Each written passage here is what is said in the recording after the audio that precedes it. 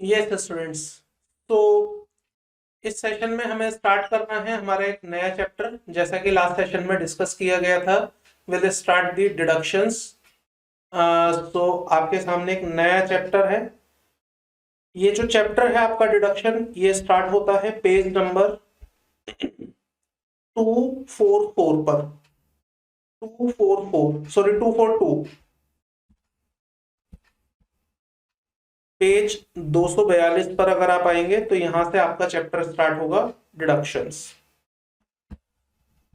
अब ये deduction chapter है क्या, बेसिकली इसके बारे में समझ लेते हैं, फिर इस चैप्टर को पढ़ना शुरू करेंगे। अगर आपको याद होगा तो मैंने जो बेसिक क्लासेस आपको करवाई थी, क्लास नंबर 1 2 3, किसी एक क्लास में मैंने आपके साथ ये डिस्कशन किया था कि किसी भी पर्सन की इनकम का मतलब क्या होगा, इनकम पर टैक्स कैसे लगाया जाएगा। तो वहां पर मैंने आपको ये बताना शुरू किया था कि किसी भी पर्सन की इनकम को सबसे पहले कंप्यूट करना है तो उसका सबसे पहले रेजिडेंशियल स्टेटस कंप्यूट करिए, ताकि आप ये डिसाइड कर पाए कि आपको उसकी कौन कौन सी इनकम को इंक्लूड करना है और कौन कौन सी इनकम को इंक्लूड नहीं करना है। जब आपने ये डिसाइड कर लिया कि ठीक है, ये रेजिडेंट है, ऑर्डिनरली है, नॉट ऑर्डिनरली है, नॉन रेजिडेंट है, एज द केस में भी, फिर आप कंप्यूट करिए उसके पांचों हेड्स की इनकम को। अब पांचों हेड की इनकम में हमने सैलरी देखा, एचपी देखा, कैपिटल गेन देखा, पीजीवीपी देखा, देन अदर सोर्सेज देखा। अब जब हमने उसके पांचों हेड की इनकम निकाल ली है, तो अब इनको टाइम आ गया है कि इनका टोटल कर दिया जाए, पांचों हेड की इनकम को जोड़ दिया जाए। उस जोड़ने से जो आपको इनकम मिलेगी, उस जोड़ने से जो आपको इनकम मिलेगी, उस इनकम को हम कहते हैं ग्रॉस टोटल इनकम। इसका मतलब ये ग्रॉस है और टोटल है किसका, इनकम का। इनकम कौन सी, पांच हेड की इनकम। इसके अंदर अभी मैं क्लबिंग और बाकी चीजें, सेट ऑफ कैरी फॉरवर्ड की बातें नहीं कर रहा हूं, उसको थोड़ी देर के लिए हम इग्नोर करके चलेंगे। तो मैंने पांच हेड की इनकम निकाल ली है, पांच हेड की इनकम को जोड़ दिया है। देखिए, सरकार ने अभी तक क्या काम करवाया आपसे, इतनी क्लासें हमने पढ़ ली और हर क्लास में हमने यही पढ़ा कि सरकार इनकम टैक्स मांग रही है, मांग रही है, मांग रही है। इसका मतलब इनकम को जोड़ रही है, जोड़ रही है, जोड़ रही है। कहीं पर भी हमने एसएससी के फायदे की बात नहीं देखी। हमने एसएससी को ये नहीं बोला कि एसएससी अगर तुमने यहाँ खर्चा किया है तो चलो तुम्हें बेनिफिट दे दिया जाए, या तुमने ऐसा कुछ किया है तो तुम्हें बेनिफिट पहुंचाया जाए। तो अब वो चैप्टर है जो कि ग्रॉस टोटल इनकम के बाद आएगा, जो कि आपको कहता है कि अगर एसएससी कुछ शर्तें पूरी कर देगा, अगर अलग अलग सेक्शंस के हिसाब से वो हमारी बातें मान लेगा, तो हम उसकी ग्रॉस टोटल इनकम को कम कर देंगे, हम उसकी ग्रॉस टोटल इनकम को रिड्यूस कर देंगे बाय द डिडक्शंस। हम उसकी ग्रॉस टोटल इनकम को रिड्यूस कर देंगे बाय द डिडक्शंस। और ये जो रिड्यूस करके इनकम आएगी, इसे हम कहेंगे नेट टैक्सेबल इनकम। इसे हम कहेंगे नेट टैक्सेबल इनकम। आपको बताना है, सोच के बताएंगे आप मुझे, इनकम टैक्स जब लगाया जाता होगा तो ग्रॉस टोटल इनकम पर लगाया जाता होगा या नेट टैक्सेबल इनकम पर लगाया जाता होगा। जब इनकम टैक्स लगाया जाता होगा तो किस इनकम पर लगाया जाता होगा, ग्रॉस टोटल या net taxable? Obviously sir, net taxable income पर इनकम टैक्स लगाया जाता होगा, और लगाया जाता ही है नेट पर ही।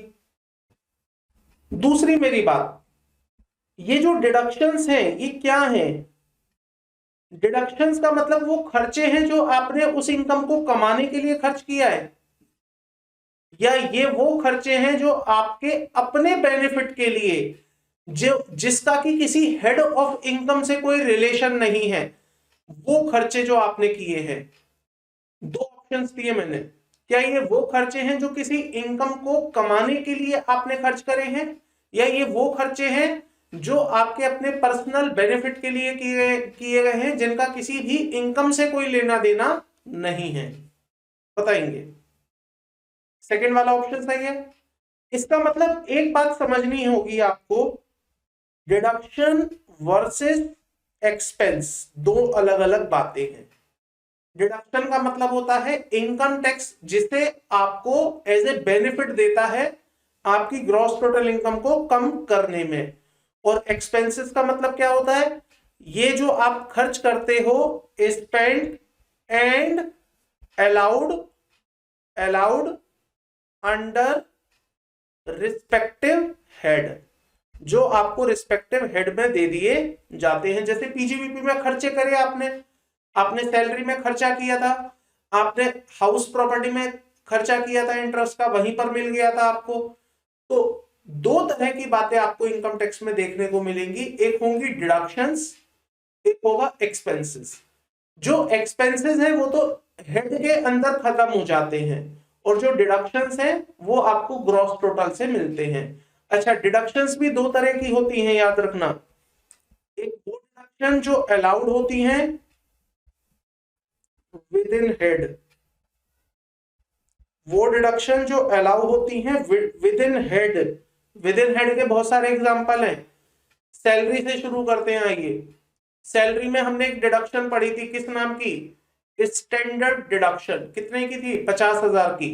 क्या वो आपको ग्रॉस टोटल इनकम से दी जाती है या सैलरी इनकम के अगेंस्ट दी जाती है, सैलरी इनकम के अगेंस्ट। एचपी में आइए, एचपी में हमने आपको एक डिडक्शन दी थी, स्टैंडर्ड डिडक्शन 30% की, इंटरेस्ट ऑन हाउसिंग लोन की डिडक्शन वहीं पर मिल गई थी, ग्रॉस टोटल इनकम से उसका कोई लेना देना नहीं था। पीजीबीपी में आइए, पीजीबीपी में भी हमने आपको बहुत सारी डिडक्शंस दी थी, साइंटिफिक रिसर्च की डिडक्शन, डोनेशन की डिडक्शन, उसके बाद प्रीलिमिनरी एक्सपेंसेस की डिडक्शन, इस तरह की बहुत सारी डिडक्शंस थी। कैपिटल गेन में आइए, हमने वहां भी आपको डिडक्शंस दी थी, किस बात की, एग्जम्पशन जैसी, section 54, 54F, 54G, 54G, 54B, इस तरह के। अदर सोर्सेज में भी हमने आपको डिडक्शंस दी थी। तो वो सारी डिडक्शंस कहलाती हैं इंटरनल हेड की डिडक्शन, जो हेड में ही मिलती हैं, हेड के बाहर उनका कोई काम नहीं होता। लेकिन कुछ डिडक्शंस ऐसी होती हैं which are not internal, and those deductions allowed against the gross total income। Gross total income को हम शॉर्ट में कहते हैं जीटीआई। काफी लंबा नाम हो जाता है ग्रॉस टोटल इनकम बोलने में, तो इसे हम अक्सर यूज किया करते हैं जीटीआई। और नेट टैक्सेबल इनकम को हम यूज करते हैं एनटीआई। अगर हम एनटीआई ना भी बोले, हम केवल ये बोले ना इनकम, तो आपको हमेशा याद रखना है इनकम का मतलब नेट टैक्सेबल इनकम। जब भी आपसे, ये ऐसा नहीं है सवालों का रूल है ये कि सवाल में ही ऐसा मानना है, नहीं, प्रैक्टिकल लाइफ में भी जब भी आपको कोई बोले इनकम, तो अगर वो चार्टर्ड अकाउंटेंट है और अगर वो टैक्स की नॉलेज रखता है, तो उसका इनकम कहने का मतलब है नेट टैक्सेबल इनकम। कोई भी चार्टर्ड अकाउंटेंट या अच्छा व्यक्ति जो इनकम टैक्स की एक अच्छी नॉलेज रखता है, वो ग्रॉस टोटल इनकम को कभी भी इनकम नहीं बोलेगा, वो ग्रॉस के आगे हमेशा जोड़ेगा ग्रॉस टोटल इनकम। और जब भी नेट बोलने की बारी आएगी तो वो नेट कभी नहीं बोलेगा, वो बोलेगा टोटल इनकम। तो इस बात को हमेशा याद रखना, नेट ना बोला जाए तब भी वो टोटल इनकम है, और ग्रॉस बोला जाएगा तभी वो ग्रॉस है। ठीक है, आप भी प्रैक्टिस करिए इस बात की कि जब हम डिस्कशन करें या मैं भी डिस्कशन करूं तो मैं ग्रॉस को ग्रॉस बोलूं और नेट को नेट ना बोल के सीधा टोटल इनकम बोलूं। हाँ, समझाने के लिए कभी कभी मैं यूज कर सकता हूं नेट टैक्सेबल इनकम, ताकि आपको याद रह जाए ये बात। बोलिए, यहां तक कोई डाउट है? अच्छा, डिडक्शंस एक चैप्टर ऐसा है जो थोड़ा सा लंबा चलेगा। लंबा का मतलब इतना भी नहीं जितना पीजीबीपी चलाता है या बाकी सैलरी चलाता, बट यस, अप्रोक्सीमेटली 4 से 5 या 6 क्लासेस इसमें लगेंगी, और काफी इंपॉर्टेंट चैप्टर है। अब इंपॉर्टेंट क्यों होता है इसका एक रीजन बता देता हूं। देखिए, आपने पांचों हेड की इनकम पढ़ ली है, आपसे एग्जाम में पांचों हेड की इनकम में से अगर किसी एक सिंगल हेड का सवाल पूछा गया, तो जहां तक मेरी एक्सपेक्टेशन है, कैपिटल गेन का ही सवाल इंडिविजुअली पूछा जाएगा। इंडिविजुअली, इसका मतलब आगे पीछे कुछ नहीं होगा, कैपिटल गेन ही होगा। लेकिन आपसे पहला सवाल जो पूछा जाता है, first question of the paper, that is the total income, gross total income का क्वेश्चन आपसे पूछा जाता है। और ग्रॉस टोटल इनकम के क्वेश्चन में इंस्टीट्यूट हमेशा ऐसी बातें रखता है जिससे कि वो पूरा इनकम टैक्स आपका चेक कर जाए। सैलरी की बातें पूछ लेगा, हाउस प्रॉपर्टी पूछ लेगा, पीजीवीपी भी पूछेगा, कैपिटल गेन एक बार को नहीं पूछेगा उसमें, क्योंकि कैपिटल गेन अलग से पूछ लिया जा रहा है आपसे। अदर सोर्सेज की बातें होंगी और फिर डिडक्शंस की बातें आएंगी, ताकि इंस्टीट्यूट एक ही सवाल में आपकी पूरी नॉलेज को चेक कर ले कि आपको एग्जैक्टली आता क्या है। तो उस मामले से ये डिडक्शन का चैप्टर बहुत इंपॉर्टेंट हो जाता है। एक तो ये रीजन है। दूसरा, जब आप प्रैक्टिकली लाइफ में काम करने आएंगे, once you become a chartered accountant, तो डिडक्शंस तो आपके आगे पीछे घूमेंगी। जब आप किसी की भी इनकम कंप्यूट करेंगे तो डिडक्शंस के बिना तो इनकम कंप्यूट होगी ही नहीं, इसके लिए भी इंपॉर्टेंट है। तो इन दो एस्पेक्ट से हम इस चैप्टर को, जैसे हमने बाकी चैप्टर्स में अच्छे से मेहनत करी है, इस पर भी और अच्छे से मेहनत करते हुए, लॉजिक को समझते हुए सारी डिडक्शंस को समझेंगे। आसान चैप्टर है, मुश्किल नहीं है, लेकिन थोड़ा सा लेंथी है। आइएगा, डिडक्शंस की कहानी शुरू होती है सेक्शन 80 से लेकर 80U तक। देखिएगा हमने क्या क्या किया था, स्टार्टिंग से चलते हैं। सेक्शन 15 से 17 सैलरी पढ़ी, 22 से 27 एचपी पढ़ा, 28 से 44 हमने पीजीवीपी पढ़ा, 45 से 55 56 हमने अदर सोर्स पढ़ा। फिर ये 60 61 62 63 64 सब गायब हो गए हैं। कहां गए हैं पता चलेंगे, धीरे धीरे आएंगे वो भी सेक्शंस। लेकिन अब हम पहुंच गए हैं सीधा सेक्शन 80 से लेके 80U तक। सर क्या 80 से 80U तक गिनती है? नहीं, 80 का आएगा, 82 आएगा, 83 84 85 ऐसे आएंगे नहीं, 80 80A B C D ऐसे आएंगे हमारे सामने। मतलब हम एक ही सेक्शन के अंदर रहेंगे 80 के अंदर, लेकिन 80 के अंदर हमारे सब सेक्शन जुड़ते चले जाएंगे, 80A 80B 80C 80D 80E 80EE ऐसे करके बहुत सारे सेक्शंस आपके सामने आएंगे। जो सही मायने में सेक्शंस आएंगे, सही मायने में, वो 80C से लेके 80U तक आएंगे। और बाकी जितने भी सेक्शन हैं आगे और पीछे के, वो सब कुछ छोटी बातें बताएंगे, उनका सेक्शन से कोई लेना देना नहीं होगा। तो सही मायने की जो बात होगी वो 80C से शुरू होगी, आपके क्वेश्चन के एंगल से यहां तक चलेगी। और बाकी जो बातें हैं वो इन चीजों को समझने के लिए एक बेसिक हमें समझना होगा, जो हम समझेंगे सेक्शन 80A और 80B के अंदर। तीसरी और इंपॉर्टेंट बात समझिएगा, ये जितना सेक्शन आप पढ़ रहे हैं सीए इंटरमीडिएट लेवल पर, डिडक्शंस के चैप्टर में जितने सेक्शंस आप पढ़ रहे हैं, इतने ही सेक्शंस, या लगभग मैं कहूंगा 80% ऑफ दैट सेक्शन, मान लीजिए आपने यहां पर 10 सेक्शन पढ़े, मोटा मोटा एग्जांपल लेता हूं, तो 10 तो पढ़ने ही हैं आपको, 10 के अलावा 6 या 8 सेक्शन सीए फाइनल में और पढ़ने हैं आपको। इसका मतलब once you are in the CA final, तो आप इन सेक्शंस को दोबारा से पढ़ोगे, और प्लस कुछ ऐसे सेक्शन है जो इंस्टीट्यूट आपको कहता है कि अभी आप छोटे बच्चे हो, आप नहीं पढ़ो उन सेक्शंस को, वो सेक्शन भी आपको पढ़ाए जाएंगे once you are in the CA final. हाँ, लेकिन सीए फाइनल में जब आप पहुंचोगे तो आपसे ये एक्सपेक्ट किया जाएगा कि आप वो सेक्शंस अच्छे से पढ़ के आए हैं जो इंटरमीडिएट लेवल पर थे, तो आपको वहां पर उन सेक्शंस पर ज्यादा फोकस नहीं करवाया जाएगा, रादर वो नए वाले सेक्शन जो सीए फाइनल में होंगे उन पर फोकस रहेगा। डिडक्शंस स्टार्ट करते हैं। अच्छा, डिडक्शंस जो है वो इनकम टैक्स के अंदर ना एक चैप्टर बने हुए हैं, जैसे हमारी बुक में चैप्टर होते हैं, चैप्टर 1 2 3, इनकम टैक्स भी चैप्टर वाइज बटा हुआ है। चैप्टर 1 में कुछ और लिखा है, 2 में कुछ और लिखा है, 3 में कुछ और लिखा है। ऐसे ही एक चैप्टर आता है डिडक्शंस अंडर चैप्टर 6A, उसके अंदर लिखी होती हैं सारी डिडक्शंस। आपकी कोई भी डिडक्शन है, चाहे वो 80C है या बीच की है या 80U है, ये सारी डिडक्शंस लिखी गई हैं इनकम टैक्स एक्ट के चैप्टर नंबर 6A में। तो अगर कभी आपसे पूछा जाए what is your deductions under chapter 6A, तो इसका मतलब है कोई एक स्पेसिफिक सेक्शन नहीं, सभी सेक्शंस की डिडक्शंस को जोड़ दिया जाए तो वो बन जाएगी डिडक्शंस अंडर चैप्टर 6A। सभी डिडक्शंस को जोड़ने पर जो डिडक्शन निकलेगी वो कहलाएगी डिडक्शंस अंडर चैप्टर 6A। ठीक है, तो पेपर में अच्छी प्रेजेंटेशन या अच्छा इंप्रेशन देने के लिए आप क्या करेंगे वो भी मैं आपको बताऊंगा डिडक्शंस पूरा करने के बाद। जब आप क्वेश्चन सॉल्व करेंगे और वहां लिखेंगे deduction ATC, ATU, ATE, ATF जो भी डिडक्शंस है, तो वहां नीचे सब टोटल करेंगे और उस सब टोटल के नीचे लिखेंगे total allowable deductions under chapter 6A। और जैसे ही एग्जामिनर 6A देखेगा ना, यकीन मानिए उसका एक कॉन्फिडेंस बढ़ जाएगा आपके ऊपर कि आपको मालूम है एग्जैक्टली इनकम टैक्स क्या चीज है। डिडक्शंस तो हर कोई लिख के आएगा, लेकिन चैप्टर 6A लिखने से इंप्रेशन अच्छा जाएगा। ऐसा नहीं है कि स्टेप मार्किंग में 6A लिखने से नंबर मिलेगा, स्टेप मार्किंग का नहीं है, ये इंप्रेशन का नंबर है।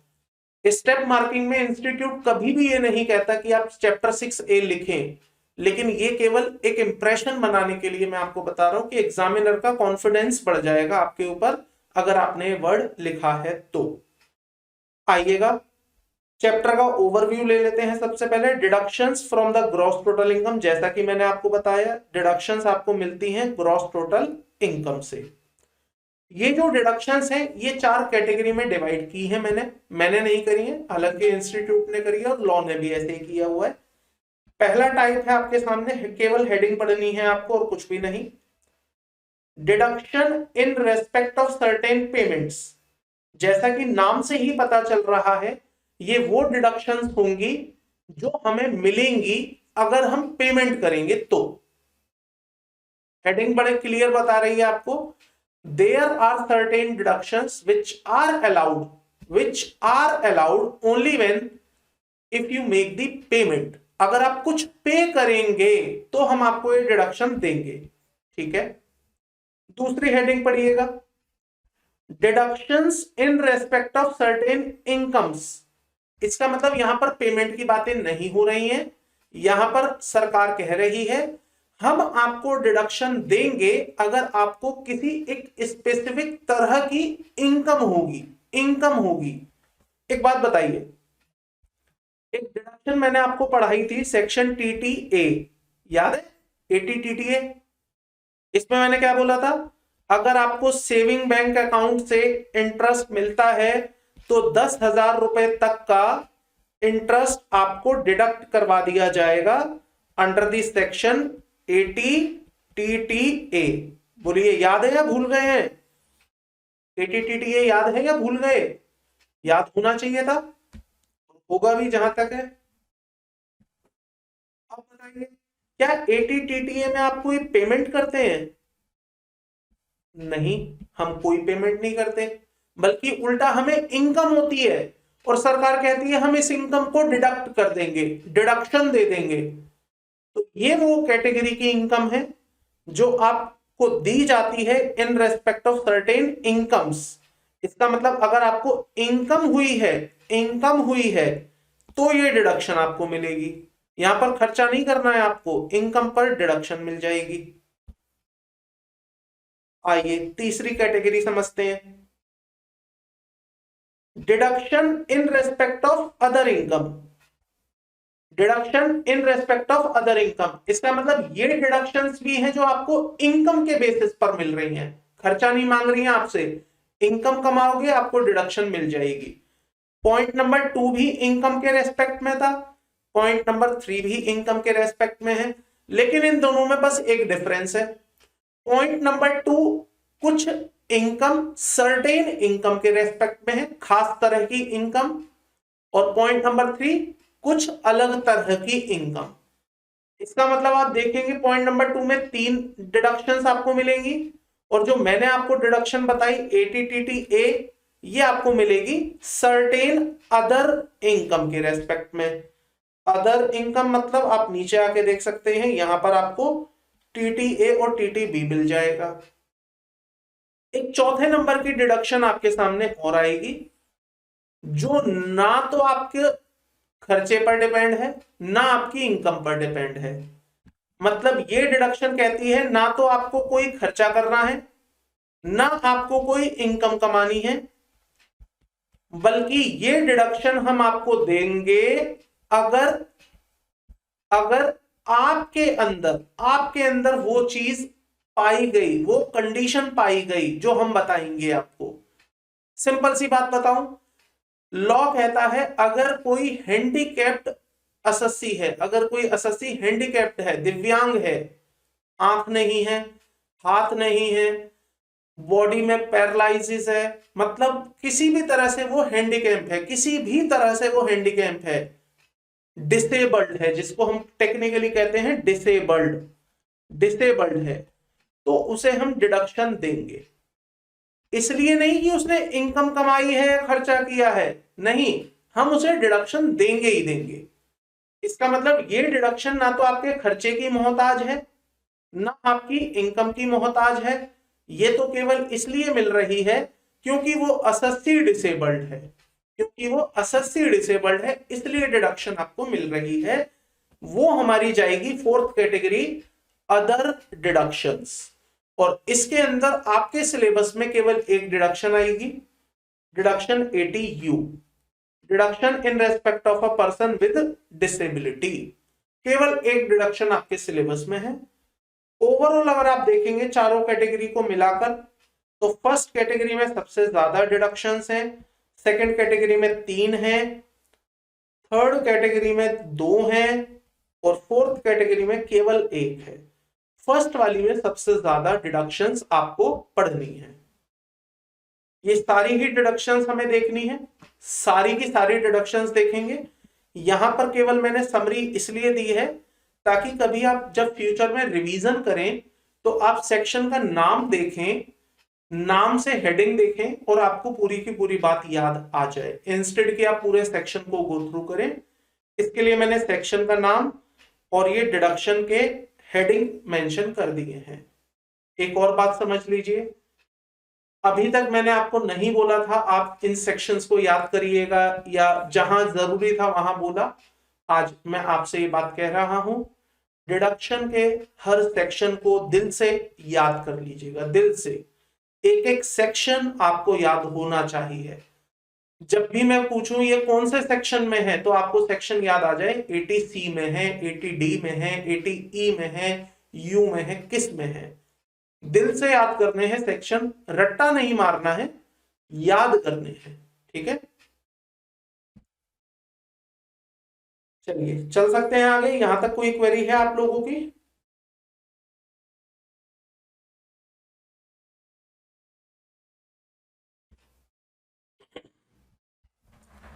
आइएगा कुछ जनरल बातें करते हैं, फिर इसके बाद मैं आपको डिडक्शन स्टार्ट करवाऊंगा।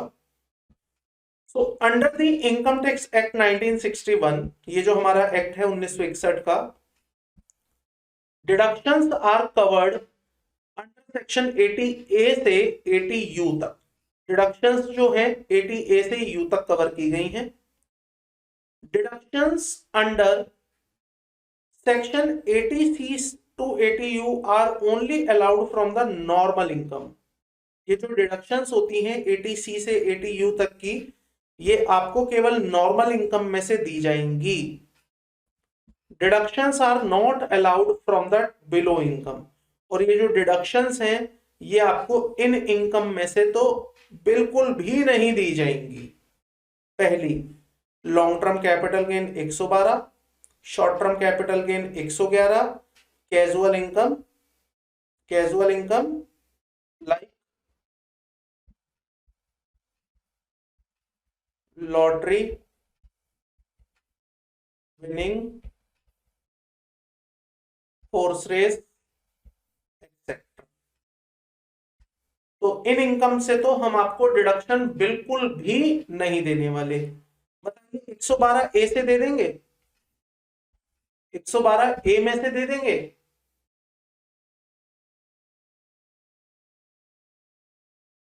नहीं देंगे। तो यहां लिखिए फिर point number 4, long term capital gain under section 112A, या यहां लिख लीजिएगा 112 और 112A, दोनों में से ही हम आपको डिडक्शन नहीं देंगे। तो 4 इनकम में से तो हम आपको डिडक्शन बिल्कुल भी नहीं देंगे। बताइए उसमें से दे देंगे वो अनडिस्क्लोज सोर्सेज ऑफ इनकम जो आपके पकड़े जाते थे, अनडिस्क्लोज्ड सोर्सेज ऑफ इनकम में से दे देंगे? वहां से भी नहीं देंगे। लिखिए point number 5, undisclosed source of income, यहां से हम आपको डिडक्शन नहीं देंगे। कहां से देंगे फिर? आपकी टोटल इनकम, आपकी टोटल इनकम माइनस ये वाली 5 इनकम जो बच जाएगी उसमें से डिडक्शन पकड़ा देंगे। एक बात बताएंगे आप मुझे सभी लोग, मेरी टोटल इनकम है 6 लाख रुपए, जिसमें 112A है, जिसमें 112 है, जिसमें 111A है, 1,90,000 रुपए, मतलब चारों मिलाकर, तीनों मिलाकर हैं 1,90,000 रुपए। मेरी डिडक्शंस हैं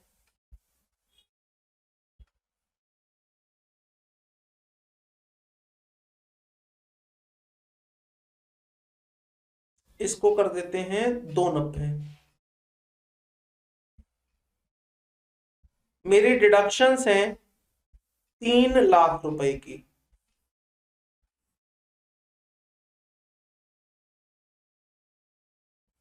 बताइए मेरी अलाउएबल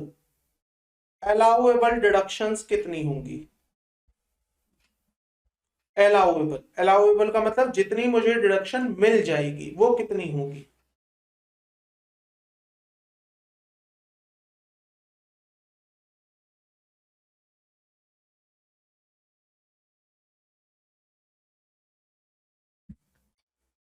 बोलिए।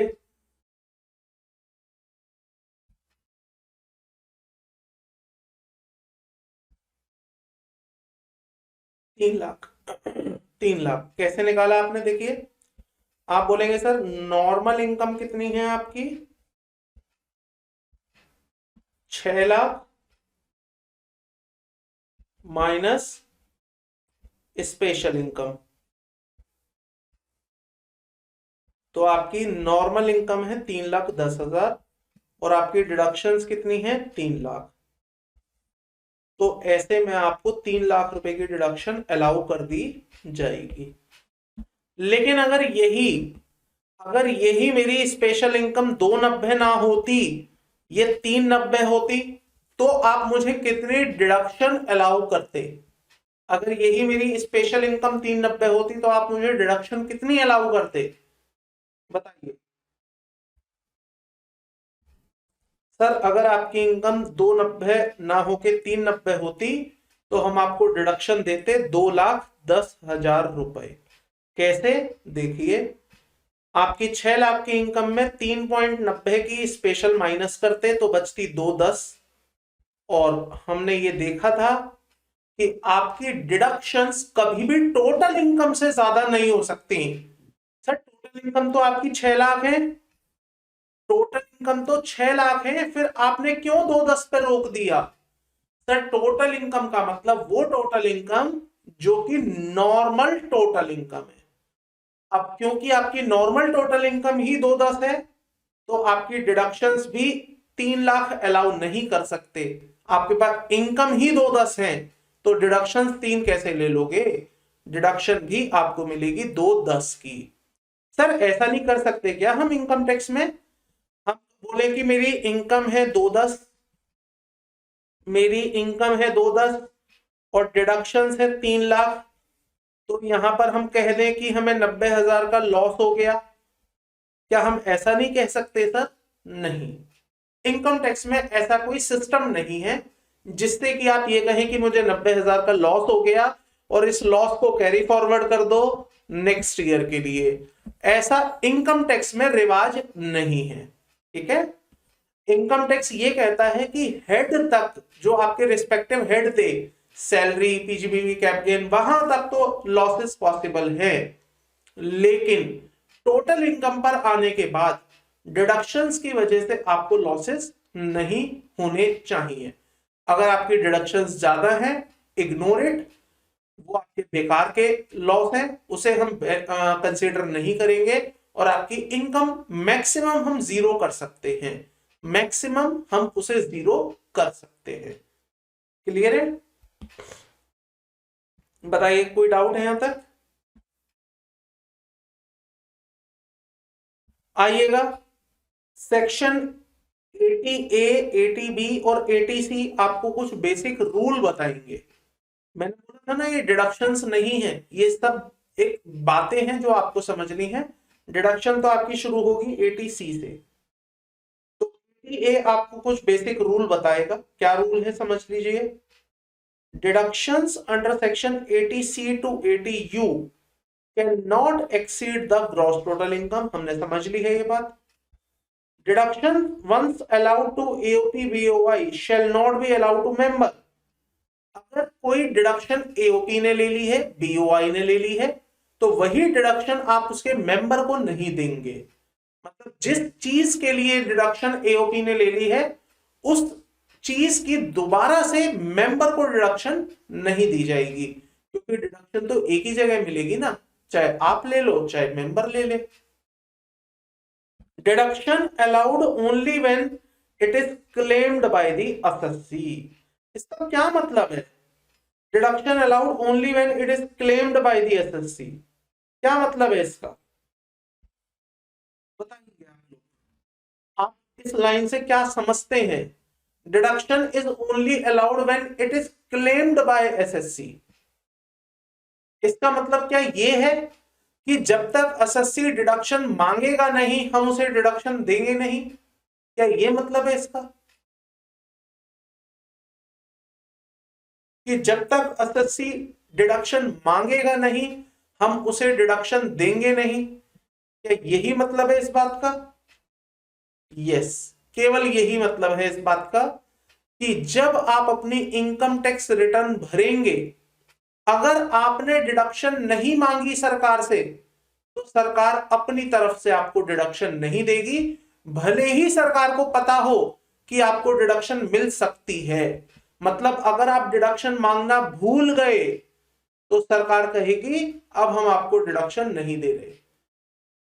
सो डिडक्शन इज ओनली अलाउड, केवल तभी मिलेगी जब आप मांगोगे। इनकम के लिए ऐसा नहीं था। इनकम में सरकार ने क्या बोला था?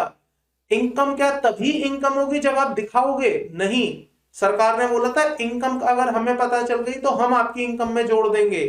लेकिन डिडक्शन के लिए सरकार उल्टा कह रही है। डिडक्शन के लिए कह रही है अगर हमें पता चला डिडक्शन है और आपने मांगी नहीं थी, क्लेम नहीं करी थी, तो हम भी चुप बैठ जाएंगे, हम भी नहीं बताएंगे आपको कि आपकी डिडक्शन है। बताइए, डेप्रिसिएशन पर भी तो सेम रूल था। क्या डेप्रिसिएशन पर भी ऐसा ही रूल था कि डेप्रिसिएशन अगर आप मांगोगे नहीं तो हम आपको देंगे भी नहीं? ऐसा नहीं था। ठीक है, डेप्रिसिएशन में सरकार के रवैये अलग थे। सरकार कह रही थी आपने अगर डेप्रिसिएशन नहीं मांगा तो भी हम आपको डेप्रिसिएशन देंगे। ठीक है, याद रखना इस बात को। डिडक्शन केवल तभी मिलेगी जब आप मांगोगे, वरना नहीं मिलेगी। आइएगा, स्टार्ट करते हैं अपना सबसे पहला सेक्शन 80C। क्या कहता है ये सेक्शन? ये सेक्शन कहता है deductions in respect of certain investments. अगर आप इन्वेस्टमेंट में भरोसा रखते हैं, अगर आपको लगता है कि आप इन्वेस्टमेंट करेंगे, अगर आपको लगता है आप इन्वेस्टमेंट कर सकते हैं, तो हम आपको डिडक्शंस देंगे। तो हम आपको डिडक्शंस देंगे अंडर सेक्शन 80C। किस तरह की इन्वेस्टमेंट पर अभी बताएगा पूरा सेक्शन। काफी लंबा सेक्शन है, आज कंप्लीट होगा नहीं, अगली क्लास में जाके कंप्लीट होगा। तो यहां पर इन्वेस्टमेंट्स आपको बताई जाएंगी कि क्या क्या आप कर सकते हैं या क्या क्या आपको करना है ताकि आपको डिडक्शन मिल जाए। सेक्शन 80C किसको मिलेगा? एलिजिबल पर्सन, ये डिडक्शन किसे मिलेगी? सो इंडिविजुअल, रेजिडेंट या नॉन रेजिडेंट। अगर आप इंडिविजुअल हैं, चाहे आप रेजिडेंट हैं चाहे आप नॉन रेजिडेंट हैं, इस बात से कोई फर्क नहीं पड़ेगा, ये डिडक्शन आपको मिलेगी। अगर आप HUF हैं, चाहे आप रेजिडेंट हैं चाहे आप नॉन रेजिडेंट हैं, हम आपको ये डिडक्शन दे देंगे। इसका मतलब this deduction is only available to individual and HUF। Firm को डिडक्शन नहीं मिलेगी, LLP को नहीं मिलेगी, कंपनी को नहीं मिलेगी, AOP, BOI, AJP किसी को नहीं मिलेगी। केवल ये डिडक्शन मिलेगी इंडिविजुअल एंड HUF। इसके अलावा किसी के लिए ये डिडक्शन नहीं है। Quantum of deduction ₹1,50,000 maximum, maximum है, मैक्सिमम। इसका मतलब आप 1.5 लाख रुपए से ज्यादा की डिडक्शन क्लेम नहीं कर सकते। भले ही आपके इन्वेस्टमेंट 1.5 लाख से ज्यादा के हो जाएं, लेकिन आपको जो डिडक्शन दी जाएगी केवल 1,50,000 रुपए ही दी जाएगी। इससे ज्यादा डिडक्शंस आपको नहीं मिलने वाले। अगर आपने इन्वेस्टमेंट कम करे हैं तो जितनी की करी है इन्वेस्टमेंट वो मिलेगी, बट मैक्सिमम 1,50,000। तो यहां लिखिएगा अमाउंट इन्वेस्टेड और 1,50,000 विच एवर इज लेस। जो भी कम होगा उतनी हम आपको डिडक्शन पकड़ाएंगे। आइए, कहां कहां पर इन्वेस्ट करना है, कहां कहां पर इन्वेस्ट करना है जिससे कि हम आपको डिडक्शन दे दें। Eligible investments, below is the list of eligible investments on which deduction is allowed under section 80C। कहां कहां पर आप इन्वेस्ट करेंगे जिससे कि हम आपको 80C में डिडक्शन दे दें।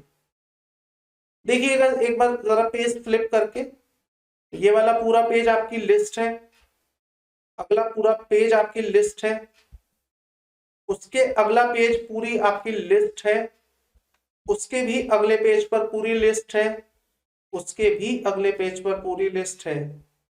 यहां पर जाके आपका 80C खत्म होगा पेज नंबर 247 पर जाकर। इसका मतलब 1 2 3 4 और 5 पेजों की ये लिस्ट है 80C। 80C कोई छोटा सेक्शन नहीं है, 80C बहुत बड़ा सेक्शन है और एक एक पॉइंट को आपको देखना है इसके अंदर कि कहां कहां पर इन्वेस्टमेंट करने पर आपको डिडक्शन मिलेगी। आइए सबसे पहला पॉइंट डिस्कस करने वाले हैं हम, नेशनल सेविंग सर्टिफिकेट, शॉर्ट में, और इसका बड़ा फेमस नेम है NSC। आपने शायद कभी सुना हो, ना सुना हो तो कोई बात नहीं है, ऐसी चिंता वाली कोई बात नहीं है कि आपने सुना नहीं। NSC होती है नेशनल सेविंग सर्टिफिकेट, हमारे इंडिया में इन्वेस्टमेंट की तरह से इसे यूज करते हैं। जो हमारे बुजुर्ग लोग होते हैं वो अक्सर इस पर बहुत भरोसा करते हैं, उन्हें लगता है कि NSC में पैसा डालने से हमारा पैसा सेफ रहेगा और बढ़ जाएगा, क्योंकि और उनका सोचना सही भी है। NSC एक बहुत अच्छा इन्वेस्टमेंट ऑप्शन हुआ करता था जो आपको एक बहुत अच्छा रिटर्न दिया करता था। रिटर्न का मतलब इंटरेस्ट मिला करता था आपको, और ये जो इंटरेस्ट होता था इस पर भी एक अच्छी सी इनकम टैक्स में बेनिफिट होती थी एग्जेम्पशन के बतौर, वो भी मैं आपको बताऊंगा। तो लोग क्या करते थे, NSC में पैसा डालना ज्यादा अच्छा समझते थे, मतलब उन्हें शेयर बाजार से ज्यादा बेटर लगता था कि NSC में पैसा डाल दो ताकि हमें बेनिफिट मिल जाए इनकम टैक्स में भी, और हमारा रिटर्न भी सेफ हो जाए और हमारा पैसा भी सिक्योर रहे, वो डूब ना जाए। तो नेशनल सेविंग सर्टिफिकेट एक इन्वेस्टमेंट प्लान हमारे हिंदुस्तान में आज भी चलता है। अगर कोई एसएससी NSC में इन्वेस्ट करना चाहता है, he or she can do the investment in the NSC and get the benefit of income tax deductions under section 80C up to maximum of ₹1,50,000। एक बात पूछूं मैं आपसे, ये जो 150 की डिडक्शन मैंने बोला मैक्सिमम आपको मिलेगी, क्या ये ए पॉइंट के लिए अलग 150 है, बी के लिए अलग 150 है, सी के लिए अलग 150 है, ऐसा है क्या? या जितने भी पॉइंट हम देखने वाले हैं 5 पेजेस में उन सबको मिलाकर 1.5 लाख रुपए है? क्या अलग अलग पॉइंट के 150 है या सबको मिलाकर 150 है? सबको मिलाकर 150 है, अलग अलग पॉइंट के नहीं है, सबको मिलाकर 150 की ही डिडक्शन देंगे। तो अगर सपोज करिए किसी ने एनएससी के अंदर ही 1.5 लाख रुपए डाल दिया, तो उसे दूसरी जगह जाने की जरूरत है क्या? अब नहीं। जब उसको 1.5 लाख रुपए की डिडक्शन एनएससी से मिल गई है तो वो दूसरी जगह जाए, इसका कोई फायदा नहीं है। आइए एनएससी क्या चीज होती है समझते हैं। Amount invested in NSC national saving certificates is allowed as deduction and NSC are issued for 5 और 10 ईयर। ये जो NSC होते हैं 5 साल के लिए या 10 साल के लिए इशू किए जाते हैं। तो अगर आप इसमें पैसा लगाएंगे सरकार आपको 1.5 लाख रुपए की डिडक्शन दे देगी। Investment should be in the name of self, आपके अपने नाम से हो सकती है, आप अपने स्पाउस के नाम से करवा सकते हैं, आप अपने बच्चों के नाम से करवा सकते हैं। कौन से बच्चे? माइनर बच्चे, in case of the individual. और अगर आप HUF हैं तो आप अपने मेंबर के नाम से या HUF के नाम से इन्वेस्टमेंट कर सकते हैं। मतलब अगर आप इंडिविजुअल है तो आप अपने नाम से ले लो, अपने वाइफ या हस्बैंड के नाम से ले लो, बच्चों के नाम से ले लो। बच्चे कौन से? माइनर बच्चे, मेजर नहीं, माइनर बच्चे। इन बातों को अंडरलाइन कर लीजिएगा क्योंकि एग्जामिनर ना घुमाता है आपको। कैसे? आपने एनएससी खरीदी अपने मेजर चाइल्ड के लिए, अब आपको डिडक्शन नहीं मिलेगी क्योंकि डिडक्शन लेने के लिए लॉ में लिखा है माइनर बच्चे, माइनर बच्चे। तो इन बातों का भी आपको ध्यान रखना पड़ेगा। देखिए ये बात मैं समझा नहीं पाऊंगा क्योंकि इसमें समझाने वाली कोई बात ही नहीं है। किसी सेक्शन में आपको लिखा मिलेगा माइनर बच्चों, बच्चों को मिलेगी, कहीं आपको लिखेगा बच्चों को मिलेगी। अब बच्चे तो माइनर भी है मेजर भी है, दोनों ही आ जाएंगे। तो ये आपको हर सेक्शन में अंडरलाइन एंड हाईलाइट करना पड़ेगा कि कहां पर कौन से बच्चे हैं, माइनर कहां है, मेजर कहां पर है। तो यहां एनएससी में हाईलाइट करिएगा, this deduction is only available अगर आपने अपने नाम से, अपने स्पाउस के नाम से या अपने बच्चे, कौन से? माइनर बच्चे, इनके नाम से आपने किया होगा तो। रुक जाइएगा, इतने के बाद एक और बात बताता हूं फिर आपको सेक्शन पर लाऊंगा। ये जो इन्वेस्टमेंट्स होती हैं ये 2 तरह के प्रिंसिपल्स पर काम करती हैं। इनके 2 प्रिंसिपल होते हैं, ई ई ई ई ई ई और दूसरा रूल होता है इनका ई ई टी। एक तीसरा भी रूल होता है इनका ई टी टी। अब क्या चीज होती है? बहुत ही इंटरेस्टिंग सी बात बताता हूं। आजकल तो ये बिजनेस बन गया है बताना, बिजनेस बन गया है बताना इन्वेस्टमेंट कंपनीज के लिए। मतलब जब इन्वेस्टमेंट कंपनीज आपके सामने आती हैं और वो अपना कोई प्लान आपको बेच रही होती हैं तो वहां पर वो इस बात का जिक्र जरूर करती हैं कि सर ये हमारा जो इन्वेस्टमेंट प्लान है ये किस मॉडल पर चलता है, इसका मॉडल क्या है। मॉडल 3 तरह के होते हैं, ईईई, ईईटी और ईटीटी। क्या होते हैं ये ईईटी? समझते हैं। Exempt, exempt, exempt, exempt, exempt, taxable, exempt, taxable and taxable. ये है आपकी इन्वेस्टमेंट, ये है आपका इंटरेस्ट या रिटर्न, और ये है आपकी मैच्योरिटी। तीन तरह के प्लान मार्केट में हैं आज की डेट में, पहले भी हुआ करते थे, आज और ज्यादा हो गए हैं जो इन तीन मॉडल पर काम करते हैं। तीनों मॉडल अब ध्यान से देखिएगा। पहला मॉडल कहता है जब आप पैसे डालोगे आपको बेनिफिट दे देंगे by way of a deduction, इसका मतलब आपको फायदा मिल गया। अब ये जो पैसा आपने डाला है इस पर आपको बदले में रिटर्न्स भी मिलेंगे, इंटरेस्ट मिलेगा, डिविडेंड मिलेगा, कोई बेनिफिट मिलेगा। ये बेनिफिट जो आपको मिलेगा ये भी एग्जेम्प्ट है, इस पर भी आपको इनकम टैक्स पे नहीं करना है, इस पर भी आपको इनकम टैक्स पे नहीं करना है। इसका मतलब इसकी रिटर्न भी आपकी हो गई है एग्जेम्प्ट। और जब ये पैसा मैच्योर होगा, जब फ्यूचर में आपको फाइनली पैसा मिलेगा, पैसे में क्या मिलेगा, आपका जो ओरिजिनल इन्वेस्टमेंट था वो मिलेगा, प्लस जो रिटर्न मिला था आपको बीच में वो मिलेगा। फाइनली मैच्योरिटी पर जब पैसा मिलेगा आपको, उस पैसे पर भी हम हाथ नहीं लगाएंगे, इनकम टैक्स आपको नहीं लगाएंगे उस अमाउंट पर भी। तो ये हो गया आपका again exempt.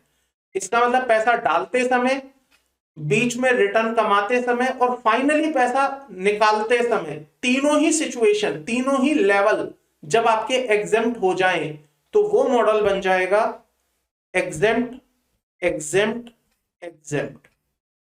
On the other hand जब आप पैसा डालेंगे एग्जेम्पशन है, जब आपको रिटर्न मिलेगा एग्जेम्पशन है, लेकिन जब आपको फाइनल मैच्योरिटी मिलेगी तब एग्जेम्पशन नहीं है, वो मॉडल बनेगा आपका ईईटी।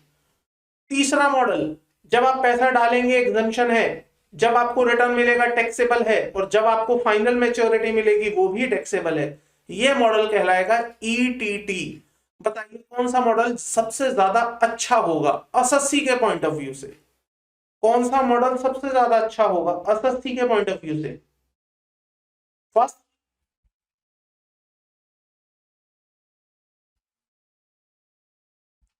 और आज की डेट में जितनी इन्वेस्टमेंट कंपनीज हैं वो इसी तरह का मॉडल डिजाइन करके लेके आती हैं आपके पास, तो कहती हैं सर जब आप पैसे दोगे ना एग्जेम्पशन है, और जब आप इस पर इंटरेस्ट कमाओगे, रिटर्न कमाओगे एग्जेम्प्ट है, और जब हम आपको फाइनली पैसा देंगे वो भी हम आपका एग्जेम्प्ट कर देंगे। ऐसे प्लान आपके सामने लेके आती हैं। अब आप बताएंगे मुझे जो एनएससी प्लान होगा, एनएससी जो अभी हम पढ़ रहे हैं एटीसी में, ये कौन से मॉडल का प्लान होगा, ये अब आप एनएससी पढ़ने के बाद मुझे बताएंगे। आइएगा वापस एनएससी पर। लॉ कहता है the principal amount received on maturity is exempt from tax, interest is taxable on accrual basis under the income from other sources. जो एनएससी पर आपको इंटरेस्ट मिलेगा उस इंटरेस्ट को आपको टैक्स करना पड़ेगा, उस इंटरेस्ट पर आपको टैक्स देना पड़ेगा। And interest accrued again allowed as deduction as the reinvestment. अब देखिए जो एनएससी पर आपको इंटरेस्ट मिलेगा उसे आप घर तो लाएंगे नहीं, उसे आप अगेन एनएससी के अंदर इन्वेस्ट कर देंगे। जैसे एफडीज में होता है, आपने 10,000 की एफडी बनाई, बैंक ने 2,000 का इंटरेस्ट दिया, तो उस 2,000 को आप घर थोड़ी लाते हैं, आप कहते हैं बैंक को, बैंक अब मेरी एफडी 12,000 की कर दो। फिर बैंक आपको 2,000 का इंटरेस्ट देता है, अब आप बैंक को कहते हो बैंक मेरे 2,000 रुपए मेरी पुरानी एफडी में जोड़ के एक नई एफडी बना दो, मतलब री इन्वेस्ट कर देते हो आप। तो एक बात बताइए, एनएससी की आपने 1,00,000 रुपए की, बैंक ने आपको इंटरेस्ट दिया, बैंक ने आपको इंटरेस्ट दिया 10,000 का, और आपने ये 10,000 रुपए री इन्वेस्ट कर दिए, री इन्वेस्ट कर दिए, तो क्या मैं ये नहीं मान सकता कि ये 10,000 रुपए आपने इन्वेस्ट कर दिए? री इन्वेस्टमेंट का मतलब ही तो इन्वेस्टमेंट है, यस। तो इसका मतलब ये 10 भी तो आपके एटीसी में जाकर डिडक्शन बन जाएंगे। मैं नया पैसा डालूं या जो बैंक मुझे दे रहा है मैं उसी पैसे को डाल दूं, तो अल्टीमेटली क्या होगा, मेरे को डिडक्शन मिल गई। तो पहले मेरा अदर सोर्सेस बढ़ाया जाएगा, 2,000 रुपए के इंटरेस्ट से बढ़ा दिया जाएगा, और अगर मैंने री इन्वेस्ट कर दिया है तो मुझे डिडक्शन दे दी जाएगी। क्लियर है या नहीं? जब एनएससी पर मुझे इंटरेस्ट मिलेगा 2000 रुपए से मेरी इनकम बढ़ाओगे, और जब मैं उसी 2000 रुपए को बैंक को बोलूंगा कि री इन्वेस्ट कर दो, तो इसका मतलब मैंने एक फ्रेश इन्वेस्टमेंट करी 2000 की, तो वहां पर मेरे को डिडक्शन मिल जाएगी। क्लियर है? आगे देखिए, interest received on maturity is taxable under the head income from other sources as it is not reinvested. अब जब फाइनली मैच्योरिटी पर आपको इंटरेस्ट मिलेगा, तो फाइनली मैच्योरिटी के बाद तो आप री इन्वेस्टमेंट कर ही नहीं रहे ना, क्योंकि अब आपको मैच्योरिटी मिल गई, अब तो आप पैसा घर लेके जा रहे हो। तो जब घर लेके जाओगे, क्योंकि ये री इन्वेस्ट नहीं किया गया है, नहीं किया गया है, इसलिए हम उठाकर इस अमाउंट को इनकम फ्रॉम अदर सोर्सेज में टैक्सेबल कर देंगे। किसको? इंटरेस्ट को। आपके प्रिंसिपल को भी टैक्स करेंगे क्या? बताइए, आपके प्रिंसिपल को भी टैक्स करेंगे क्या? जल्दी से बोलिए। नहीं। क्यों नहीं करेंगे? यहां लिखा है देखो, principal amount received on maturity is exempt from tax. बताइए, कोई डाउट है यहां तक? एनएससी में कोई डाउट है किसी को?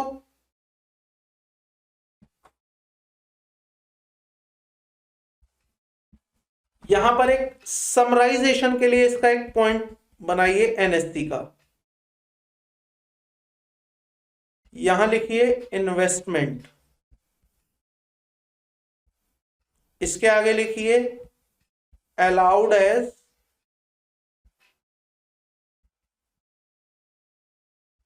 डिडक्शन, इसके आगे फिर आपको क्या मिलेगा? इंटरेस्ट। यहां लिखिए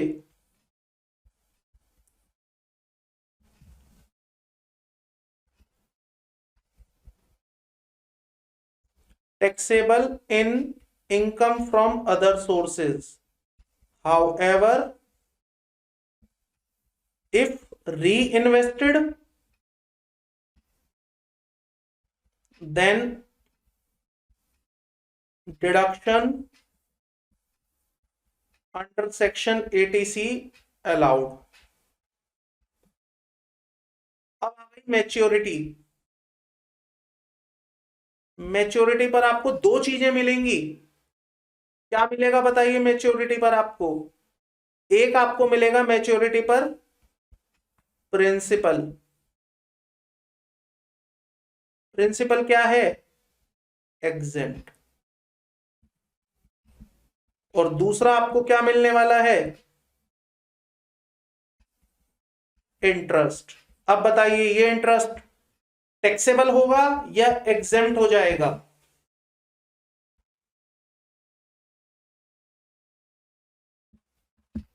ये इंटरेस्ट टैक्सेबल होगा, एग्जेम्प्ट हो जाएगा? टैक्सेबल हो जाएगा। लिखिए taxable under income from other sources. बता सकते हैं विच मॉडल इज दिस? कौन से मॉडल पर काम कर रहा है ये एनएससी? पहला, दूसरा, तीसरा, या एक नया ही मॉडल है? एग्जेम्प्ट, टैक्सेबल, टैक्स, ये तीसरा, सॉरी तीन ही मॉडल है, 1 2 3। कौन से मॉडल पर काम कर रहा है? नहीं नहीं नहीं नहीं नहीं, दूसरा नहीं है, ध्यान से देखो, दूसरा नहीं है, ध्यान से देखो, तीसरा है ये ईटीटी। देखिए, आपको दूसरा क्यों लग रहा है कि इंटरेस्ट आपका एग्जेम्प्ट हो गया? अरे नहीं, इंटरेस्ट आपका एग्जेम्प्ट नहीं है, वो तो आपने री इन्वेस्ट कर दिया था, इसलिए हमने उसकी डिडक्शन देके एग्जेम्पशन कर दी थी। अगर मान लो आप री इन्वेस्ट ना करते तो, अगर आप री इन्वेस्ट ना कर रहे होते तो, और जरूरी थोड़ी है हर एनएससी री इन्वेस्टमेंट करवाएगी।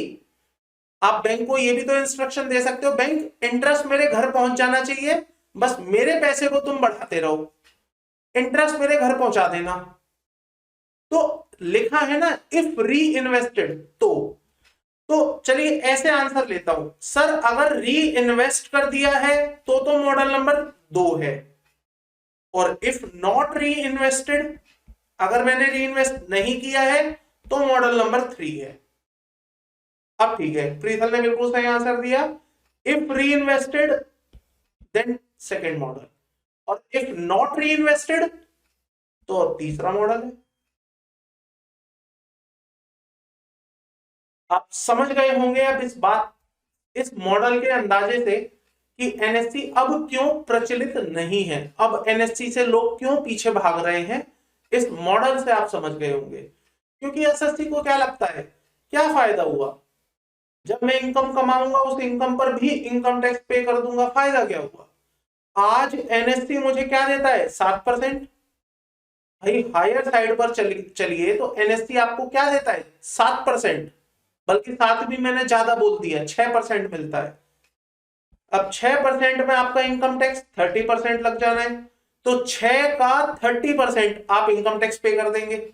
और जब आप इनकम टैक्स पे कर देंगे तो आपके हाथ में एक्चुअल रिटर्न क्या आया, कुछ भी नहीं। जबकि इससे ज्यादा रिटर्न तो आप डेट मार्केट में कमा लेंगे, इक्विटी मार्केट में कमा लेंगे। तो एनएससी आज इसलिए पीछे हो गई है क्योंकि एनएससी जो मॉडल पर काम करती है वो ई टी टी या ई ई टी पर काम करती है। ठीक है,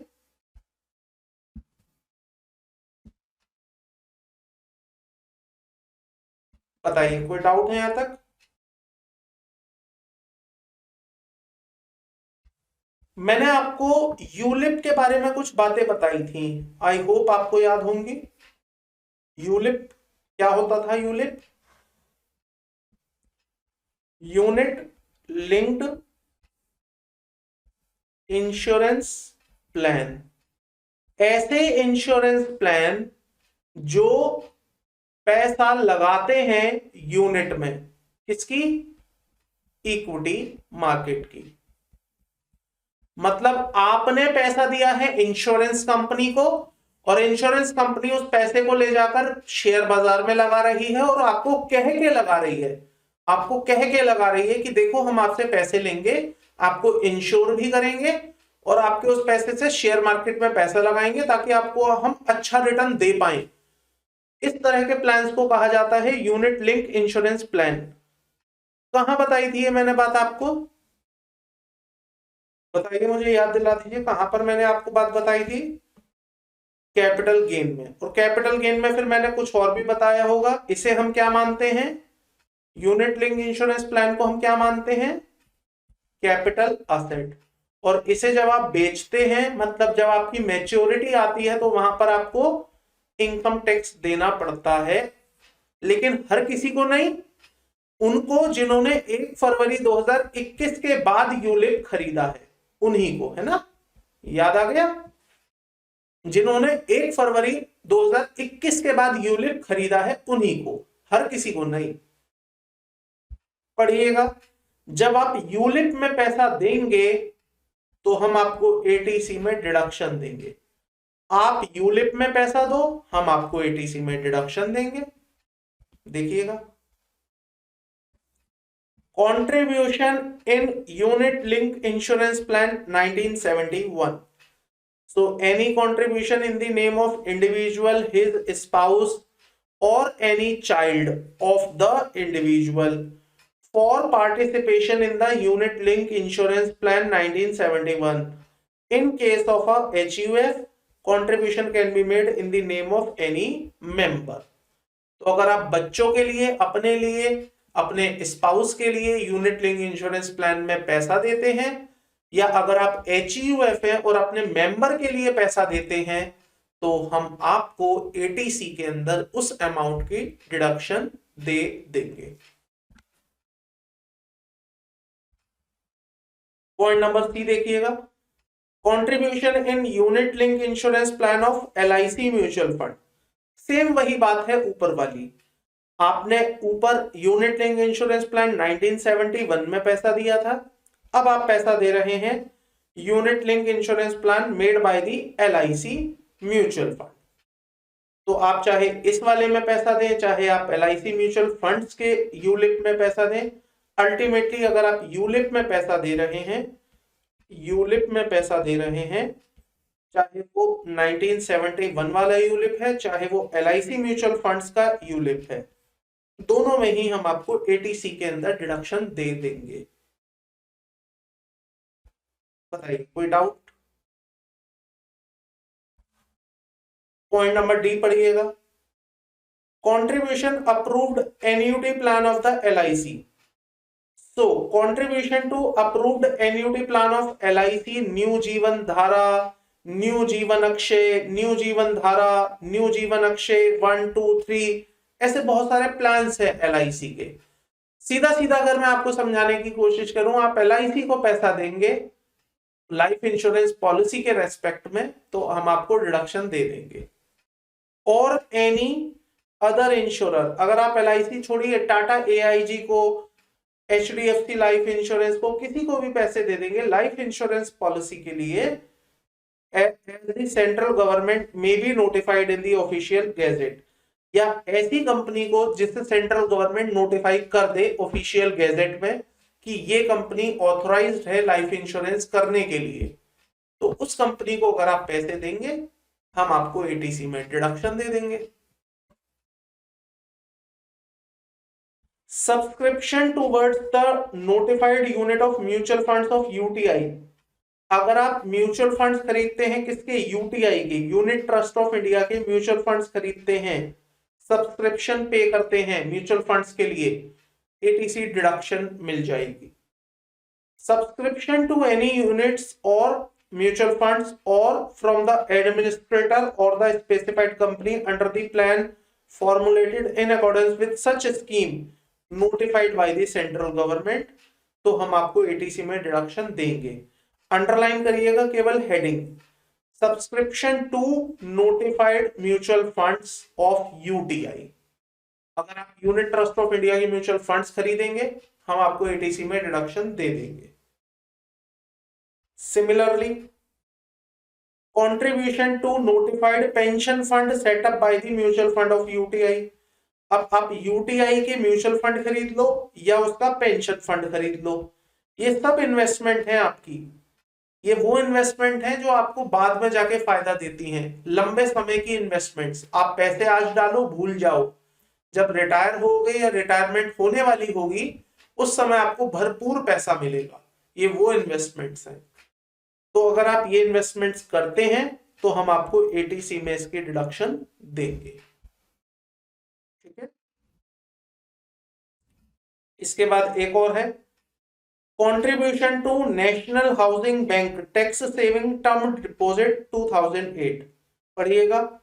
subscription to any deposit scheme और contribution to any pension fund, highlight करिएगा, any pension fund setup by the national housing bank, तो अगर NHB नेशनल हाउसिंग बैंक किसी पेंशन फंड को बनाता है और आप उस पेंशन फंड में इन्वेस्टमेंट कर देते हैं, तो आपको ATC में डिडक्शन दे देंगे। The national housing bank tax saving term deposit scheme 2008 के तहत आपकी की गई डिपॉजिट्स पर आपको ATC में टैक्स बेनिफिट मिल जाएगा, इसका मतलब आप वहां पर डिडक्शन क्लेम कर पाएंगे। नेक्स्ट पेज पर आएंगे, subscription to notified deposit scheme, अगर आपने किसी नोटिफाइड डिपॉजिट स्कीम में पैसा लगाया है, नोटिफाइड का मतलब है जिसे सरकार नोटिफाई करेगी या कर चुकी है, any subscription to such a deposit scheme of a public sector company which is engaged in the providing long term finances for construction, purchase of house in India for residential purpose, yeah any such deposit scheme for any authority constituted in India or under any law enacted either for the public for the purpose of dealing with the satisfying the need of housing accommodation or for the purpose of planning development improvement of city town and villages or both। सीधा सीधा अगर मैं मतलब बोलूं, highlight करिएगा, subscription to notified deposit scheme of the housing, यहां पर कहीं लिखा हुआ था providing long term finance for construction residential purpose, और यहां पर लिखा हुआ है आपका हाउसिंग। तो अगर कोई हाउसिंग एकोमोडेशन को बढ़ावा देने के लिए या उसको डेवलप करने के लिए, उसको इंप्रूव करने के लिए कोई भी इंस्टीट्यूशन अगर कोई सेटअप बनाता है, कोई फंड बनाता है स्पेसिफाइड स्कीम बनाता है और आप उस स्कीम में इन्वेस्टमेंट कर देते हैं तो सेक्शन 80C आपको उसकी डिडक्शन दे देगा। जैसे अभी आप एग्जांपल ले सकते हैं, आजकल बहुत सारे फाइनेंशियल इंस्टीट्यूशंस हैं जो रियल एस्टेट में ज्यादा इन्वेस्टमेंट करने के लिए मोटिवेटेड हो रहे हैं। जैसे बहुत सारे नाम हैं, IDFC है, उसके अलावा NHB है, नेशनल हाउसिंग बैंक है। तो ये अलग अलग समय पे इन्वेस्टमेंट्स प्लान बनाते हैं ताकि लोग इन्हें पैसा दें और ये उसी पैसे को फिर उन रियल एस्टेट कंपनीज को, रियल एस्टेट सेक्टर को उधार दे पाए। तो सरकार ने कहा अब आपको पैसा कैसे मिलेगा, कैसे मिलेगा आपको पैसा? तो सरकार ने 80C के अंदर एक प्रोविजन डाला है कि हम एसएससी को बोलेंगे कि अगर तुम इन्हें पैसा देते हो एज ए इन्वेस्टमेंट तो हम आपको 80C में बेनिफिट देंगे, ताकि ज्यादा से ज्यादा एसएससी 80C के लालच में इन्हें पैसा दें और फिर ये पैसा इकोनॉमी में रियल एस्टेट सेक्टर के पास जाए और वहां लोगों के घर बन पाए। देखिए इकोसिस्टम है, अगर पैसा मेरे पास रहेगा और मुझे कोई लालच ना हो तो मैं पैसा अपने पास ही रखूंगा, फिर मैं किसी और को क्यों दूंगा? तो यहां पर सरकार आपको लालच दे रही है, आपको लालच दिया है 80C का। सरकार ने आपको लालच दिया टैक्स बचाने का। सरकार ने कहा टैक्स बचाना चाहते हो? आपने बोला हाँ बचाना चाहता हूं।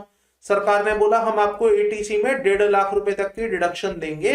आप क्या करना, आप HDFC बैंक जाना और वहां पर अपने पैसे को इन्वेस्ट कर देना। फिर HDFC बैंक क्या करेगी, इस पैसे को रियल एस्टेट सेक्टर में लगा देगी और जब रियल एस्टेट सेक्टर में पैसा पहुंचेगा तो वहां पर घर बनेंगे, घर बनेंगे तो सबके पास अपना घर होगा। तो पूरे इकोसिस्टम को चलाने के लिए सरकार ने 80C के अंदर ये स्कीम डाल दी। और ये नहीं डाली, बहुत सारी ऐसी स्कीम डाली जिससे कि आप इन्वेस्टमेंट करें और पूरा इंडिया का इकोसिस्टम प्रॉपरली चलता रहे। इसके लिए ये सारे इन्वेस्टमेंट डाले जाते हैं। ऐसा नहीं है सरकार आपके फायदे के लिए ये डाल रही है, सरकार का अपना फायदा है। आपको लालच दिया गया है 80C का ताकि आप टैक्स बचाएं और अपना पैसा निकालें। पैसा तिजोरी में रखेंगे कुछ नहीं होगा, पैसे को घुमाएंगे तो देश की इकोनॉमी भी घूमेगी। इस वजह से ये सारे बेनिफिट आपको दिए जाते हैं और जा रहे हैं। पॉइंट नंबर आई देखिएगा, पब्लिक प्रोविडेंट फंड। अगर आप PPF में पैसा डालते हैं, पब्लिक प्रोविडेंट फंड सबसे पुराना मेथड है ये इन्वेस्टमेंट का, बहुत पुराना मेथड है PPF और वेरी फेमस, आज भी चलता है। Any amount invested in PPF is allowed as deduction. PPF से मुझे याद आया, आपको मैंने बताया था PF 2 तरह का होता है, एक EPF और एक PPF। जब एम्प्लॉय की बात आएगी तो वहां आ जाएगा EPF और जब अदर देन एम्प्लॉय होगा तो वहां आ जाएगा PPF। याद आ गया? देखिएगा, पब्लिक प्रोविडेंट फंड, तो any amount invested in PPF, अगर आप कोई पैसा PPF में डालते हैं तो हम आपको उसकी डिडक्शन दे देंगे। PPF अकाउंट ओपन किया जाएगा बैंक में या पोस्ट ऑफिस में, कम से कम 15 साल के लिए। ये यहां पर एक सबसे बड़ा पॉइंट है। PPF की डिडक्शन आपको मिलेगी जब आपको 15 साल के लिए इसकी मैच्योरिटी रखनी होगी। मैक्सिमम है ये, मिनिमम लिखिएगा 5 साल। Investment should be in the name of self, spouse और चिल्ड्रन। देखिए यहां लिखा हुआ है माइनर और major in the case of individual. इसका मतलब अब चाहे आपके बच्चे बड़े हो गए हैं चाहे आपके बच्चे छोटे हैं, दोनों के लिए ही हम आपको डिडक्शन दे देंगे। फर्ज करिए NSC में पैसा डाला है आपने तो वहां पर मेजर बच्चों को बेनिफिट नहीं दिया, लेकिन आपने PPF में पैसा डाला तो मेजर बच्चों को बेनिफिट दे दिया। अब कोई इनसे पूछे क्या लॉजिक है इस बात का, NSC में आपने बड़े बच्चों को कवर नहीं किया और PPF में आपने बड़े बच्चों को कवर कर लिया। कोई लॉजिक नहीं है इस बात का, कोई सिर पैर नहीं है इस बात के। लेकिन ये आपको याद रखना है, क्योंकि एग्जामिनर हो सकता है अगर आपका कुछ बुरा चाहता है तो आप यहीं पर फंसा ले, एनएसटी का पॉइंट दे, वहां पर मेजर डाल दे बच्चा और वहां पर आप गलती कर जाएं। तो इन बातों का विशेष आपको ध्यान रखना होगा। नेक्स्ट देखिए, investment should be in the name of any member, अगर एचयूएफ करने वाला है तो। और प्रिंसिपल अमाउंट जो आपको मिलेगा, इंटरेस्ट अमाउंट जो आपको मिलेगा, वो एग्जेम्प्ट होगा टैक्स से। तो जल्दी से बोलिए कौन से मॉडल पर काम कर रहा है, पीपीएफ कौन से मॉडल पर काम कर रहा है? एग्जेम्प्ट एग्जेम्प्ट एग्जेम्प्ट, या एग्जेम्प्ट एग्जेम्प्ट टैक्सेबल, या exempt taxable taxable, which model is this? PPF first. जब दोगे एग्जेम्प्ट है, जब रिटर्न आएगा एग्जेम्प्ट है, और जब मैच्योरिटी लाओगे एग्जेम्प्ट है। इसलिए आज भी ये शानदार धूम धड़ाके से चलता है और लोग इसमें पैसे डालते हैं। बताइए, क्लियर है? चंचल ने बोला सर मैच्योरिटी का कुछ नहीं लिखा है, लिखा है ना, ये रहा, principal amount and interest amount is exempt from tax at maturity.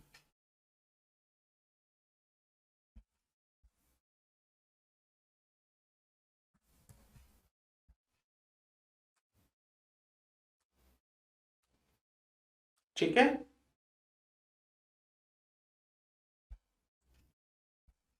जे छोड़ दीजिएगा, जे नेक्स्ट क्लास में करेंगे। के पढ़ लीजिएगा, fix deposits, fix deposit with scheduled bank. अगर आप 5 साल की एफडी करवा देते हैं बैंक में, 5 साल की एफडी, और याद रखिएगा एफडी जब 5 साल की होगी तो उसके आगे लिखा होता है टैक्स सेवर एफडी, या लिखा होता है टैक्स सेविंग एफडी। ऐसा नहीं है कि हर एफडी 5 साल की हो गई तो वो टैक्स सेविंग हो जाएगी। आपको बैंक को कहना पड़ेगा बैंक टैक्स सेविंग एफडी करो मेरी 5 साल वाली, तो बैंक 5 साल की आपकी एफडी कर देगा, और इसका भी हम आपको एटीसी में डिडक्शन दे देंगे। एटीसी में आपको डिडक्शन मिल जाएगा, पढ़िएगा।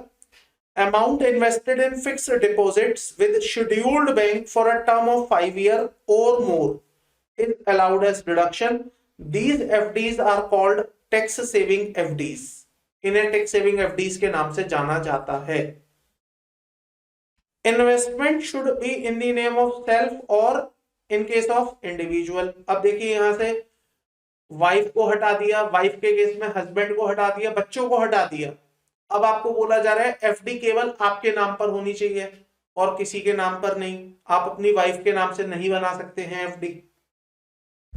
अगर इन्वेस्टमेंट कर रहा है एचयूएफ तो ये किसी भी मेंबर के नाम से करा सकता है। Principal amount received on maturity is exempt from tax. जितना प्रिंसिपल आपको मिलेगा वापस एग्जेम्प्ट कर देंगे। Interest is taxable on accrual basis, और इंटरेस्ट जो होगा आपका अक्रूवल बेसिस पर टैक्स कर दिया जाएगा। बताइए कौन सा मॉडल है ये, पहला, दूसरा, तीसरा?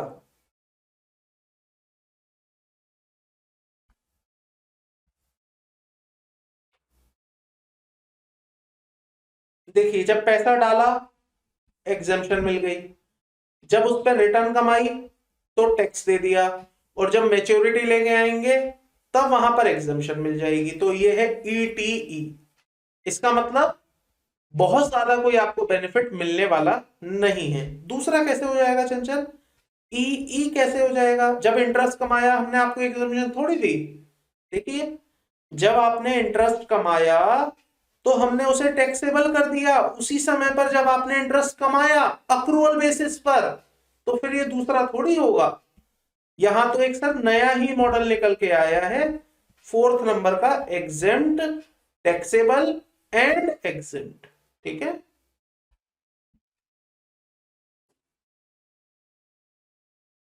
अच्छा क्या होगा क्या होगा अगर ये 5 साल वाली एफडी मैं बुक करा दूं और 2 साल बाद बैंक को जाके बोलूं बैंक मेरी एफडी तोड़ दो, मुझे पैसे की जरूरत है, तो क्या बैंक ये कहेगा ना जी ना, मैं इस एफडी को तोड़ूंगा नहीं क्योंकि ये 5 साल की हुई थी, मैं तो नहीं तोड़ता इस एफडी को? क्या बैंक मना कर सकता है आपको? ऐसा नहीं कर सकता। एफडी आपकी है, असेट आपकी है, संपत्ति आपकी है, आप जब मर्जी तोड़वा लीजिए। लेकिन इनकम टैक्स को आपत्ति है।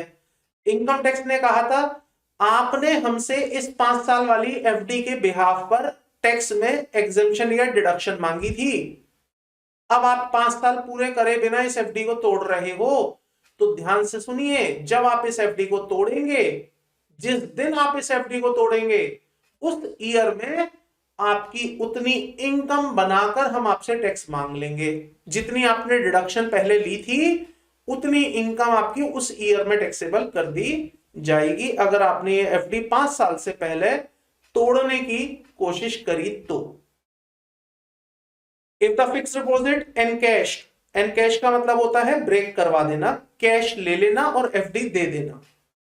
Before it's expiry of 5 year the amount of deduction allowed earlier would become taxable in the year of encashment। तो जिस दिन आप एफडी तोड़ेंगे, जिस दिन आप एफडी तोड़ेंगे उस दिन हम आपकी उतनी डिडक्शन जो पहले आपने ली थी उसे टैक्सेबल कर देंगे। ठीक है। जैसे एफडी होती है ऐसे ही 5 ईयर का पोस्ट ऑफिस टर्म डिपॉजिट भी होता है। पोस्ट ऑफिस टर्म डिपॉजिट बिल्कुल सेम वैसे ही होता है। एफडी कहां पर की गई है? बैंक में। और post deposit office post office deposit terms कहां किए जाएंगे? पोस्ट ऑफिस में। जैसे एफडी है वैसे ही ये है। पढ़ लीजिए एक बार, just reading is required। amount invested in 5 year post office term deposit account is allowed as deduction। investment should be in the name of self अगर आप इंडिविजुअल हैं। investment should be in the name of any member अगर आप HUF हैं। Principal amount जो आप देंगे और मैच्योरिटी पर आपको मिलेगा एग्जेम्प्ट हो जाएगा। इंटरेस्ट जो आएगा अक्रूवल बेसिस पे टैक्सेबल हो जाएगा अदर सोर्सेज में। अगर आपने डिपॉजिट एनकैश करा दी है 5 साल से पहले, तो जो डिडक्शन आपने ली थी वो हो जाएंगी टैक्सेबल। Any doubt? बताइए, कोई डाउट है यहां तक? नो? एक पॉइंट और पढ़ लीजिए, बाकी फिर नेक्स्ट क्लास में कंटिन्यू करेंगे। Contribution to approved superannuation fund. अगर आप किसी सुपर एन्युएशन फंड में पैसा डालते हैं, any contribution made by employee to an approved superannuation fund qualify for the deduction under section 80C। याद आया सैलरी का चैप्टर, सुपर एन्युएशन फंड। अगर एम्प्लॉई कोई पैसे डालता था तो उसे हम 80C में डिडक्ट कर देंगे। अगर आरपीएफ होगा, रिकॉग्नाइज्ड प्रोविडेंट फंड, एम्प्लॉय कोई कंट्रीब्यूशन करेगा तो उसे भी हम 80C में अलाउ कर देंगे। ये कहां लिखा होगा आरपीएफ वाला पॉइंट? मैं आपको दिखा देता हूं। आरपीएफ के लिए आप आ जाएंगे मेरे साथ पेज नंबर, लिखा नहीं है, इसके साथ ही लिख लेंगे, लिख लीजिए also RPF recognized provident fund। ठीक है, चलिए यहां तक कोई क्वेरी नहीं है। पेज नंबर 245 से हम डिस्कस करेंगे नेक्स्ट क्लास में।